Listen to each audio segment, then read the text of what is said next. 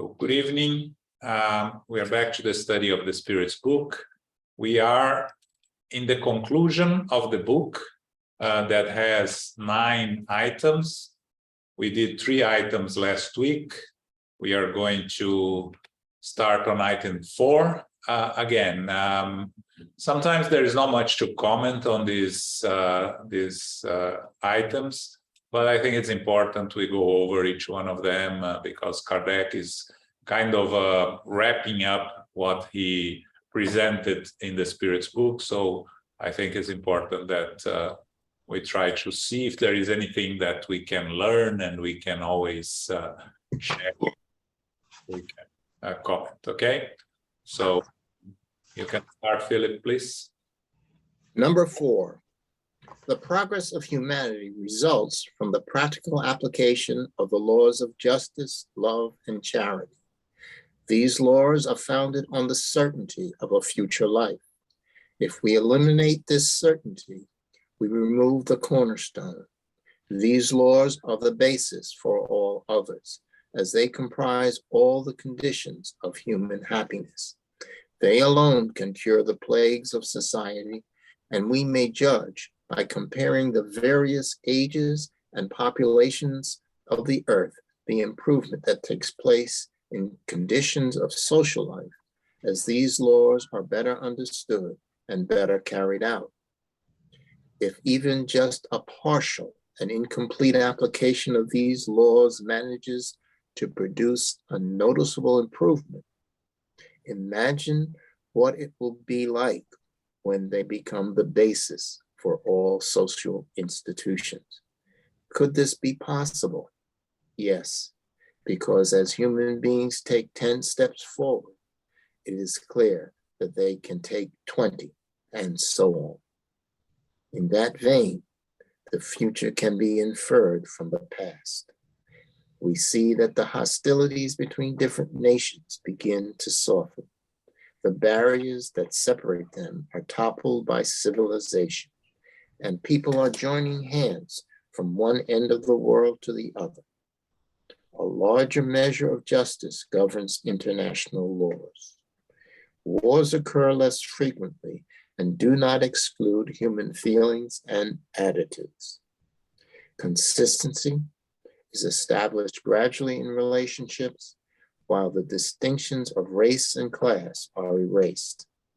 People of different religious beliefs eventually set aside their preconceived notions so that they may unite with one another in worshiping one God. We are talking about the nations that are at the forefront of civilization. In all these relationships, we are still far from perfection. There are still many ruins to be torn down before the last vestiges of barbarism are cleared away. But can those ruins withstand the relentless action of progress, which in itself is a law of nature? If the present generation is more advanced than the last, why shouldn't the next be even more advanced than ours? This will always be the case by the force of circumstances. First, as each generation passes away, it takes supporters of old injustices and abuses with it. Therefore, society is gradually rebuilt with new members who have thrown aside antiquated prejudices. Second, when people want progress, they study the obstacles that impede it and focus on the means of removing them. The progressive movement of human society is irrefutable. Therefore, progress undoubtedly continues in the future. It is in the nature of human beings to want to be happy. We want progress to increase our happiness. Otherwise, progress has no purpose. Where would we be if progress did not improve our position? When we obtain all the gratification that we can attain through intellectual progress, we realize that we have not obtained complete happiness, and that this happiness is impossible without having security in relationships. We can only obtain this security through moral progress. Thus, by the force of circumstances, we will work tirelessly for that end, and Spiritism will offer us the most effective means of reaching that goal. Thanks, Philip. Okay, so basically on item 4, Kardec is talking about the law of progress, right? We study the moral laws. The law of progress is one of them. The law of justice, love, and charity is the last one and encompasses all of them. And Kardec starts by saying that the progress of humanity results from the practical application of the laws of justice, love, and charity. And we know that with thinking reasonably and intuitively, right? And then he says that these laws are founded on the certainty of a future life. And these are the laws that comprise all the conditions for human happiness. If we, as humanity, we apply all the natural laws to our daily lives, of course, we would progress much, much faster than where we are progressing right now. But he says, Kardec talks here about the progress that, remember, he writes this in 1860, more or less, because I think this is the 3rd edition that he wrote the conclusion. But he talks about progress of humanity. In the middle of the 19th century, if we look back where we are today and where we were when Kardec wrote this, you know, we can start by, we had slaves in some countries. We had women couldn't vote anywhere. I think maybe in a couple of places in the world. First state in the United States that allowed women to vote was by the end of the 19th century. Some sects of the Catholic Church didn't think women had soul. And there is an article on the Spiritist Review that Kardec discusses that, right? Do women have soul? Because it was something that was discussed. So the equal rights for all human beings was something that was not even discussed. Nowadays, again, we are far from achieving equality, but it is there in the United Nations treaty, right, that created the United Nations, that we are all equal and we all have the same rights as human beings. Again, from having it in the United Nations to all the nations applying it, we know that we are far from there, right? But we are progressing. Again, sometimes we look at what's happening around us and we question where is the progress. And people that do not study or understand these laws frequently tells us that we are moving backwards instead of moving forward, that they can see no progress, that especially older people will tell, well, in my young time, everything was better, because we tend to forget the struggles of our youth and remember the good times only, right? So were some things better 30, 50 years ago than they are today? Sure. But in general, things are better today than they were 30, 50, 100 years ago. In general, right? We need to go to the details to see problems that we are facing everywhere, right? If you watch any of these movies or series that reflect 100, 200 years ago, there are things there that today would be considered absurd to have to happen in public, right? The burning at the stake was watched by all members of the towns where the witches or whoever was burned at stake happened. Do we see that today?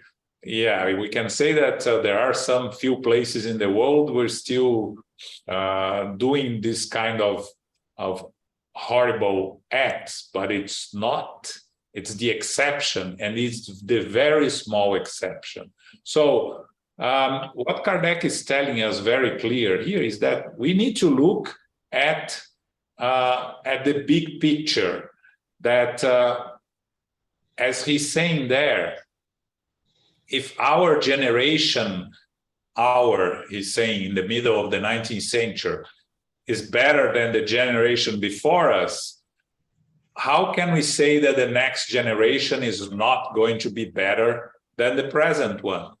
And again, we have to understand that the evolution happens, the moral evolution of us human beings happens very slowly.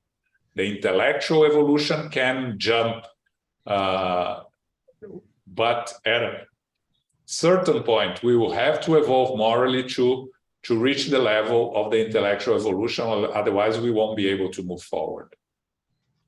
So Kardec is telling us here, people of different religious beliefs eventually set aside their preconceived notions, and we look around and we see all these different religious disputes, right? And we see how is this better? Well, by the middle of the 19th century, Inquisition still existed in some places, right? Spain never finished Inquisition in the beginning of the 20th century. So today, people that kill in the name of religion are in most places considered criminals. At the time of a little before Kardec, before the French Revolution, the state persecuted religious differences of religions, right? America, both United States and Brazil, had a lot of immigrants that left their countries because of religious persecutions. Of course, we still have race discrimination nowadays, yes, but it is not legal. In the middle of the 19th century, it was legal. Slavery, it still existed both in the United States and in Brazil, for instance. Again, when we analyze the evolution of humanity, we have to be very careful not to fall prey of what's happening around us these days. We have to look at the bigger picture. We have to compare with 50, 100 years ago. And as we see the evolution of humanity in these 200 years, we can only conclude that 200 years from now, things will be much better than they are today. There will be bumps on the road, definitely. Are we going to abuse and make a lot of mistakes? Still, definitely. We're still imperfect human beings. But the law is of progress, and that's very important. Progress will happen regardless of those that try to prevent it, as I always remind everyone, right? The ones that oppose progress are left in the dust of history. The ones that are responsible for progress to happen will be remembered as great figures of human civilization.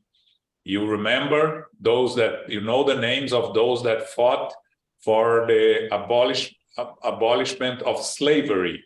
You don't know any of the names, or you have to search a lot to find the ones that were still defending slavery, the names of the people, right? You know one or another because of the Civil War. In Brazil, for instance, for those that don't know the history of Brazil, we know a lot of names of those that fought for the freedom of slaves, and we don't know the name of the landowners that fought a lot against. So all those nowadays that are fighting against the progress of humanity, they will eventually go back to the spiritual world, a new generation will come, and progress will happen, like it or not. So that's what Kardec are talking to here. He talks about the nations that are at the forefront of civilization. Again, we have to understand that progress doesn't happen uniformly. We have nations that are already in what we can call a world of regeneration. We have nations that have parts there and parts not there. And we have nations that are not there at all. Nations that still abuse their population, still where we still find a lot of social injustices, and people have very few ways of defending themselves. But even in those nations, we start seeing progress, because the more we advance on the means of communication, the more access these persecuted smaller groups will have access to understand what's happening around the world, which at the time of Kardec didn't happen, because you had to wait months for the news to arrive, if they arrived, right? Now, I was listening today some news on North Korea that they are struggling with very low birth rate. Why? Because it's such a difficult life that the communist regime and the dictatorship imposes, that couples have no desire to have kids, for kids to struggle. So again, it's small details that show that the law of progress happens regardless of those that try to prevent it to happen. Okay? And finally, he finishes saying, Kardec says that it's the nature of human beings to want to be happy. And we want progress to increase our happiness. This is very important. Otherwise, progress makes no sense, right? If it doesn't help us be more happy, again, humanity here as a whole, right? What we try to work, and all these technological advances, medical advances, all types of different advancements that we have in our society, what's the purpose? Is to provide happiness for human beings. Again, sometimes only material happiness, not really spiritual happiness, very short temporary happiness. But again, it's according to our needs. We only try to develop things that people want. Otherwise, if nobody wants something, we are not going to produce. We'll stop producing. So it's very interesting, again, and this item that Kardec mentions, basically the law of progress, and we see how he at the middle of the 19th century, Spiritism comes to bring some notions that are completely uncommon of the time. And when we read today, we look at it and we say, yes, it makes sense, everything that he says here, right? But we still have people struggling and fighting against it. Okay. Elmo? Yeah, I think this last paragraph is perhaps the most important. Because yes, progress is not even, as João just said, and it's not even intellectually and morally as well. And Kardec starts talking about the law of love, justice, and charity, and talk about how he will progress, and then he comes back to it in the last paragraph and saying that all we want in reality is happiness, and the state of happiness. And we create the illusion that we're going to reach that state of happiness through our intellectual conquests. And we develop the technology, we have everything, and then we come to the realization, no, it's missing something. There is no happiness yet. And then you go back to the very beginning. Oh, what's missing here? Love, justice, and charity. Love, progress. And that's, I believe, that's what he says that here is a very important sentence. Thus, by the force of circumstances, we will work tirelessly for that to end. And Spiritism will offer the most effective means of reaching that goal. The force of circumstances. Exactly what we witness right now in our world, right? We have the technology, we have food to feed the whole humanity, and still people are hungry. Now you have technology that shows to us the results of our selfishness and our pride as it's happening through the wars, to the famine, to people dying of starvation when we have our refrigerator full of food. And it is hitting us, it is creating within us the necessity to act, to do something. And we work tirelessly because now we understand that indeed the happiness cannot happen only with technology or intellectual progress. You need to go back to that love, justice, and charity.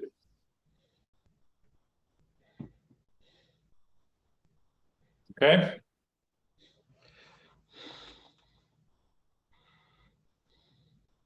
Let's move to the next one. All right.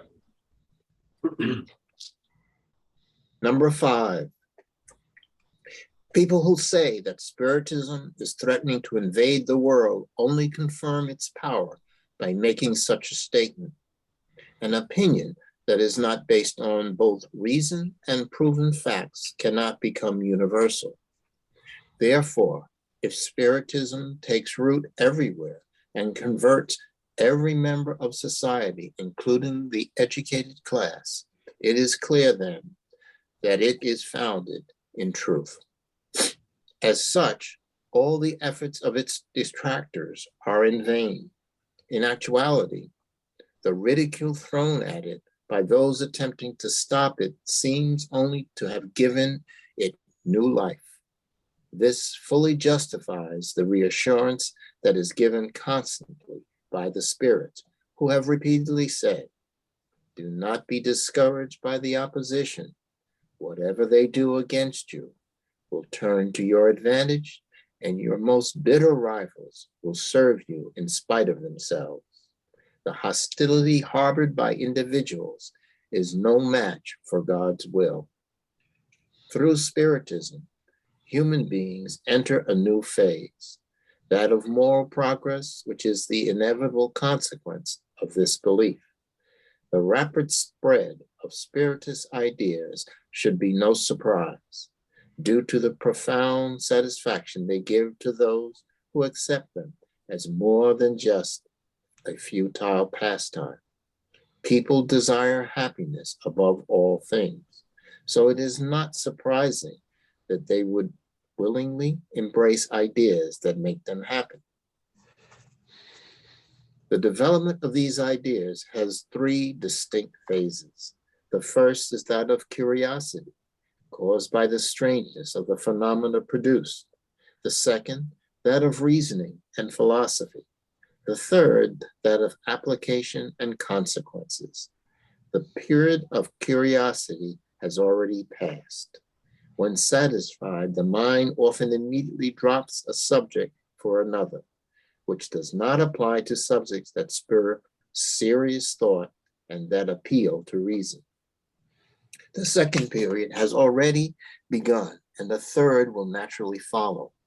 The progress of Spiritism has been particularly rapid since its essential nature and scope have been more accurately understood, and because it touches our most sensitive quality, the desire to be happy. This is the reason behind its wide acceptance, the secret of the strength that makes it triumph. It causes those who understand it to be happy while they await the extension of its influence to reach the masses. How many individuals are there who, despite never having witnessed any of the physical phenomena of spiritist manifestations, say to themselves, aside from these phenomena, there is the philosophy which explains what no other theory or belief system has ever explained. That philosophy offers me, through arguments based on reason, a rational solution to problems that are of the most vital importance to my future. It gives me the tranquility, security, and confidence while delivering me from the torment of uncertainty. In comparison with this, the question of physical phenomena is of secondary importance. For people who attack it, do you have the means to fight spiritism successfully? Offer something better in its place and find a more philosophic solution to all the problems it solves. Give people another certainty that makes them even happier. You must understand the meaning of the word certainty, because people only accept what appears to be logical as certain. You must not be satisfied with simply saying that something is not so, which is much too easy to do. Rather than just deny it, you must provide facts showing that what we assert is not so, has never been, and cannot be. In addition, you must show that what you have to offer in its place. You must prove that spiritism does not make people better and consequently happier by promoting the practice of the purest evangelical morality, a morality that is praised so much yet practiced so little. When you have done this, you will have earned the right to attack it. Spiritism is strong because it is based on religion itself. God, the soul, and the rewards and atonements of the future. It shows those rewards and atonements as the natural consequences of material life, and in the picture it presents of the future, there is nothing that even the most logical mind can discover to be contrary to reason. What compensation can those who deny the future offer for the suffering of the present life? They base their teachings on skepticism, while Spiritism is based on trust in God. Spiritism invites everyone to happiness, hope, and true solidarity. The alternative is a future in which one is reduced to nothing with only selfishness to serve as consolation. Spiritism explains everything, and you explain nothing. It proves by facts, while assertions are groundless. How do you expect the world to be divided between those two doctrines? Okay, here Kardec goes back to those that oppose Spiritism, right? So he starts saying by, that those that say that Spiritism is threatening to invade the world, he's saying an opinion that is not based both on reason and proven facts cannot become universal. And we see that, right? Opinions that don't have basis behind it, they don't go very far. Now, when you have something that is based on reason and facts and proven facts, then you have the ability to argue. If someone does not accept it, does not want to entertain the discussion, that's fine. That's their issue. But the spirits tell here, do not be discouraged by the opposition. Whatever they do against you will turn to your advantage. And your most bitter rivals will serve you in spite of themselves. Meaning, let them attack you. The more noise they make, the more attention you call to Spiritism, right? And then he talks about three phases on the development of Spiritism. And we know that the first phase which is the phenomena that started actually again here in the state of New York with the Fox sisters in 1848, when they start a dialogue with the spirit that was in their house through the knocks and noises, and they moved to the turning tables, and then he went to Europe, and then became a fad in Europe. Actually, you know, it was the first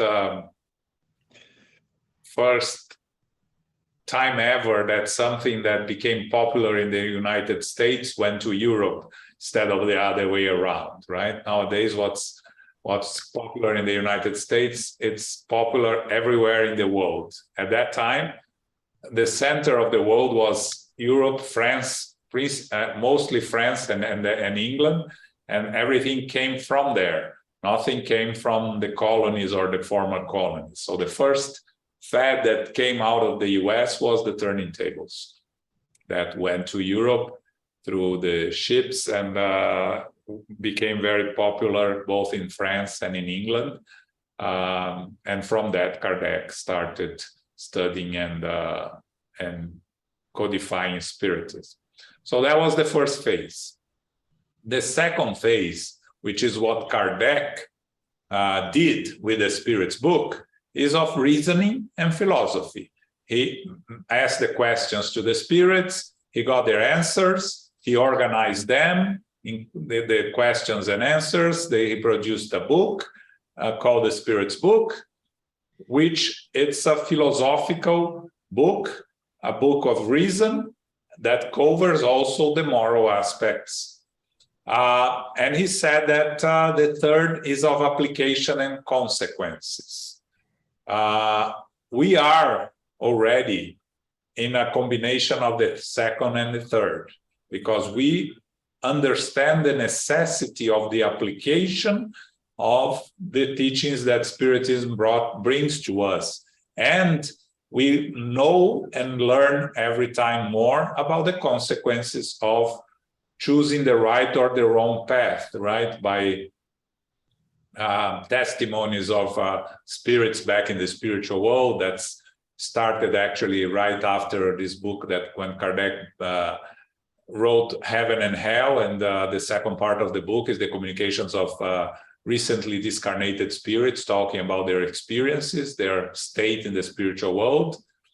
And then Kardec continues that, you know, what Spiritism brings again is reason. It's that brings happiness to those that understand it. Happiness in the sense of hope, right? Because materialism, which is what Kardec is trying to argue against here, brings no hope. When you are struggling and you think that is the end, you have this life and that's the end of it, you know, what hope do you have? You're just hoping your life will end soon so you'll stop suffering, or you're hoping for a so-called miracle to find a cure for you. So Spiritism brings understanding and hope, a rational solution to problems, and hope in the sense that we are eternal souls. We are building something for ourselves. And then this very interesting paragraph that Kardec talks about those that are trying to fight Spiritism. Offer something better in its place, right? Offer a more philosophic solution to all the problems. Often offer a more rational explanation of everything. So if you can offer something like that, then that will make people even happier, then please bring to us. Again, Spiritism never said that is the final answer for everything. Just said that it's basis for you to build something, right? So whenever I read things that theories, spiritual theories, our outside spiritism, and here spiritual theories, I still haven't found anything that is as rational and logical with bringing also hope that we have in spiritism, right? You have a lot of different pieces of the puzzle spread all over the different beliefs, but in my opinion, spiritism puts the puzzle together. The other have only small pieces of the puzzle, and they hit walls in their beliefs and their understanding a lot of times. So again, Kardec is not saying don't go after other theories, other philosophers. Please do. Just find anything that brings even more, makes people more happier, and bring it. So again, Kardec said, if science proves the spiritism wrong, stays with science.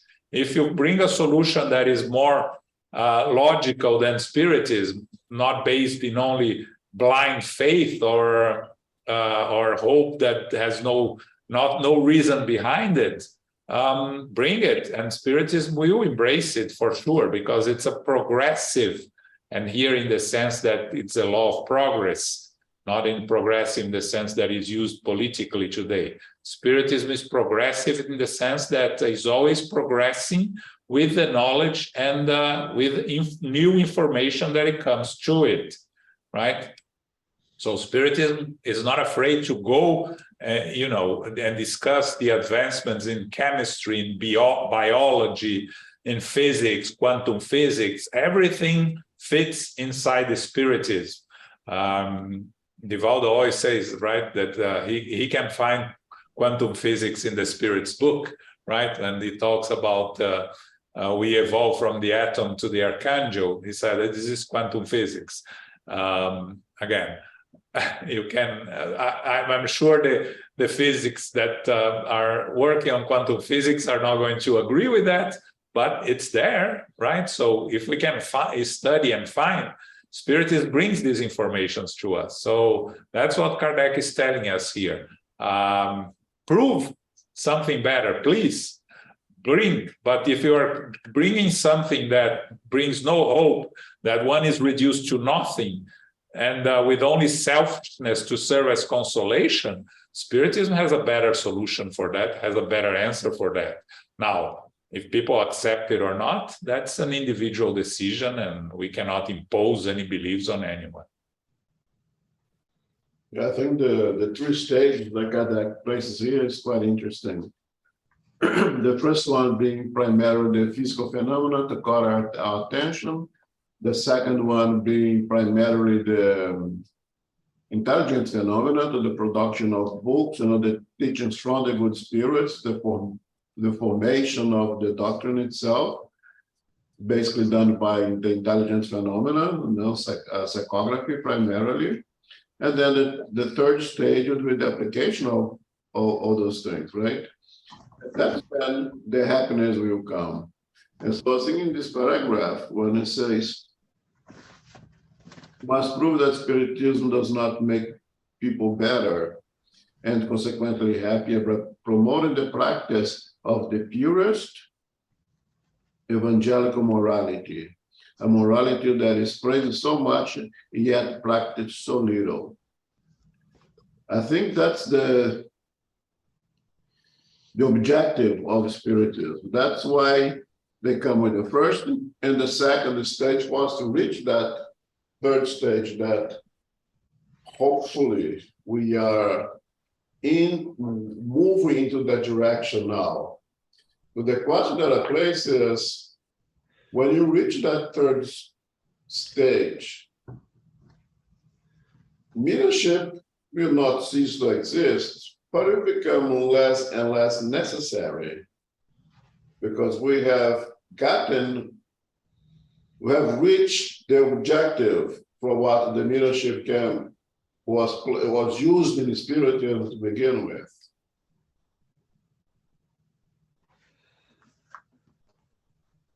Okay. All right. Danny.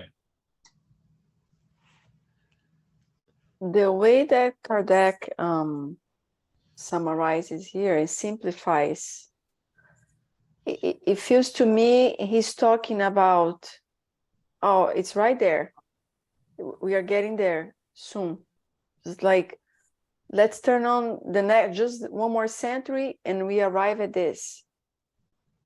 Or because it's not right there. It not came right for us so far. And I always remember conversations I have had throughout my life with different kind of people, how you're going to explain Spiritism this way to people of the Judaism religion, or to the Muslims, or to even Christians that follow the Bible and think the Bible says the truth, in whatever the way they interpret the truth, it is the truth, and it's the way that bring happiness to their progress, let's say. Like they find happiness in those kind of messages, and so does the Jewish people who have all those sacred texts and rituals and everything is there. So I wonder if Spiritism is going to come, and from this picture here he's showing us, without the I'm missing the word in English, the quote of Spiritism itself. Yeah. Again, Kardec could not tell the future there. He could see what Spiritism could bring to humanity, and he had the hope that would be, because the way he was spreading when he was disseminating was very fast in Europe, in France, and even in the United States, where it was not Spiritism. But spiritualism had 4 million followers at the time of Kardec, which is a huge number, right, for the population of that time. So, of course, Kardec could not foretell the future. The spirits also, that even the spirits, Jesus know how long it's going to take. But even the spirits that work with Kardec that were not Jesus didn't know. So they can see that this is the right path. But how long it's going to take for humanity to get there, that depends on the free will of humanity. And, it's not that everyone will become a spiritist. It's the spiritist ideas that are going to become more accepted and common in other religions, right? So, when you have the Catholic Church, the Pope saying that heaven and hell are states of mind, Spiritism is telling this since the middle of the 19th century. It took another 100 years for the Catholic Church to admit that, right? So these ideas will slowly enter into the other religions, because the truth is the truth. It will be accepted, rejected by people that are not comfortable, but eventually will be accepted, right? The law of love, justice, and charity, it's a universal law. It's a divine law. It will happen. Now, we, like Paco likes to say, right? We are eternal souls. This is just a minute. So, if it takes another 500 years, it takes another 500 years. We will be doing the work also. So, again, we cannot be too much stuck in the present of what's really happening today or last year or this year, because that's not what the spirits are talking about. They're talking about the evolution of humanity in a period of time that depends on our free will, right? The free will of humanity. I was watching a live today on the history of Brazil, and they were talking about slavery, right? There was never the intention, the plan of the spirits to have slavery in Brazil. The Africans were supposed to go to Brazil to help build the country but free, right? Because they would bring to Brazil some of the things that the Portuguese didn't have and needed in Brazil. But they were not supposed to go as slaves. So the Portuguese created karmas for them, and Brazil created karma for itself. So this was not part of the progress. It's not law of progress to slave people. But no, it happened that way. We had to deal with it. We had to overcome it. We have to pay the price for it and continue our journey and our evolution and to adapt. And so that's what Kardec is trying to tell us here. Yeah, so Kardec said that spiritism is not the religion of the future, but the future of religions, right? That was always very intriguing for me. How, if Kardec was right, how that would happen? How would we be able to implement the teachings of spiritism in other religions? As you mentioned, Judaism, the Islamic religions, the Buddhism, the Catholics, the Protestants, and all of that. And then I was talking to João that he heard from one of the lectures that the greatest thing for spiritism, for humanity, really, let's say in the reincarnation of Emmanuel, it makes no sense to reincarnate in the spiritist movement now. Now, if he incarnates and brings this understanding as that people is able to receive in other religions, Islamic or Judaism, it will be made to put little seeds, implementing slowly the truth, the principles of spiritism into those groups. And why not? Maybe one of us, with next incarnation, we will reincarnate in a completely different society and culture, and perhaps why not? One of us. Actually, most of us. Bring to those things now. I don't know what the future happens, but I think now, reflecting, that's how it's going to happen. That there will be like a miscegenation, so to say, that those who have gained something here now, you carry the responsibility to bring what they gained somewhere else and slowly bring those principles into another cultures and another religions. Yeah, if you imagine, for instance, the Eastern religions where they believe in reincarnation. If a couple of spiritists reincarnate there, dedicated to the study and to the dissemination of the reincarnation knowledge that spiritism has, you try to teach the concept of reincarnation, meaning the logical and how reincarnation works, because they believe in reincarnation. They believe we can reincarnate as an animal, we can go backwards. So if you bring the understanding and knowledge of spiritism on reincarnation, and you start disseminating amongst them that already believe in reincarnation, and they don't really know how it works, it can go very fast, right? It can spread very fast, the knowledge.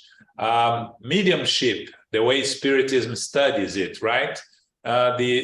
Most countries in Africa already have communication with spirits through their rituals, right? So the knowledge of how mediumship works and how you can work with mediumship in the way that spiritism teaches us, they don't have to become spiritists. They just need to learn how to use it in a positive way. So I agree, that's the way that's going to, I think it's going to happen, meaning the knowledge that spiritism brings to us is going to go everywhere, right? So on the scientific community, you have a few scientists, spiritist scientists in Brazil, publishing papers in magazines that accept this type of papers, talking about spirituality, mediumship, the psychology Medical Association, Psychology Association in Brazil, accepted 2 Spiritist psychologists in their board to bring the understanding of psychology according to, of course, Joana de Angelis and Spiritism, right? Anaí, that was in our symposium, is one of these people that joined the Psychology Association in Brazil. So again, slowly, the thing is, we want to see results yesterday, and that's not going to happen. We're not going to see in our lifetimes any big changes. We are going to see these small changes happening here and there that will take another century, another 200 years to spread and to grow. So again, it's probably going to be in our next incarnation that we'll come and see the results. And you know, if we are lucky enough to have some remembrance of this incarnation and bring the knowledge that we are getting in this one, we'll see the results. Okay. Yes, Paco? No. Right. We have 5 minutes left, so we're not going to go in number 6. We'll continue next week. Okay.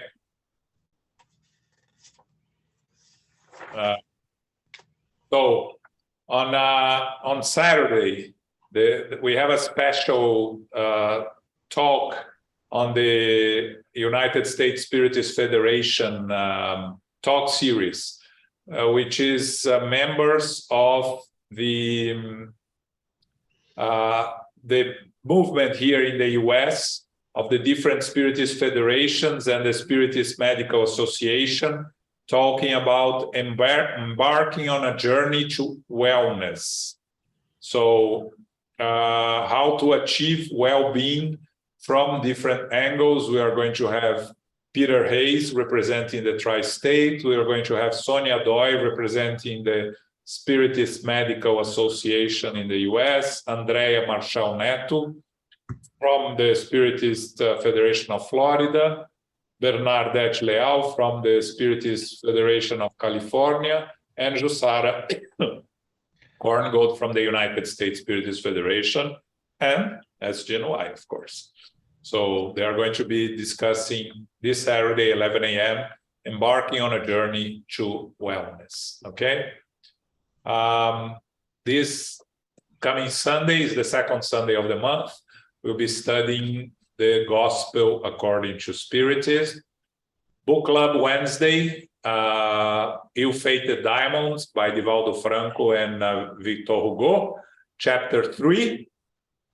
And also, just a reminder, SGNY will be closed between Christmas and New Year's, which is, so our last meeting is on the 21st, the study of the Spirit's book, and then we reopen on January 2nd with the Spiritism at Noon meeting on Tuesday, January 2nd, right? So we won't have 2 Mondays, 2 Sundays, and 1 Tuesday and 1 Thursday that will be closed, okay?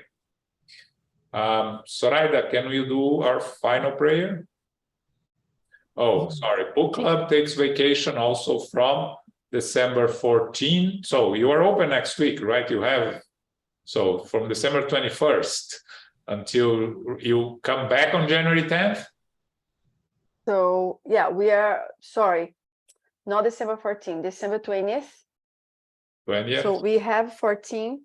Okay. We stop on the 20th, which is Wednesday, and then we come back on the 10th. Which is another Wednesday. Okay. Yeah. Sorry, right. I just thought about December 14, yes, and then from there on, no. So 20. We start on the 20. Yeah, okay. All right. Okay. Okay, Zoraida, go ahead.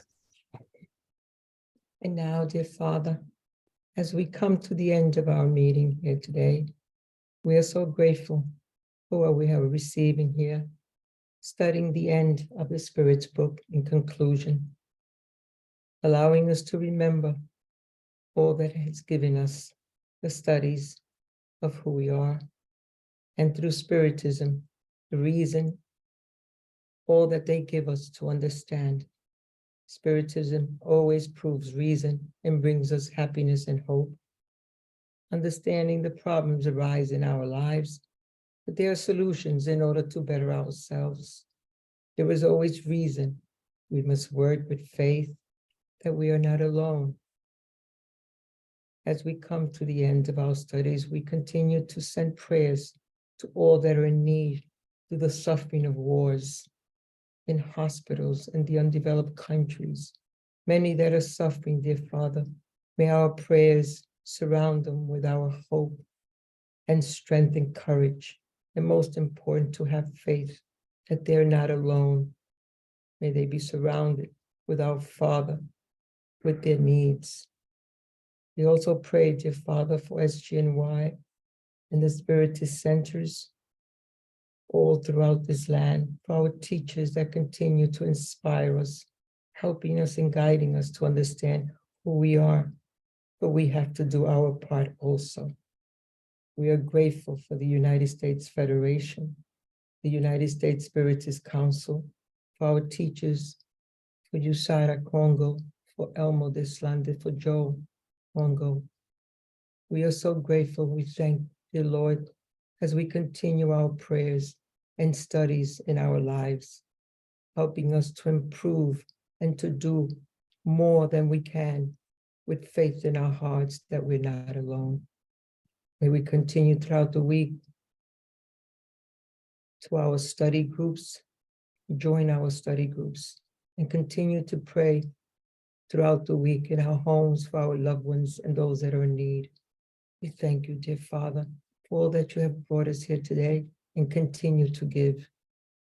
And with this in mind, dear Lord, we ask permission to close our meeting today. So be it.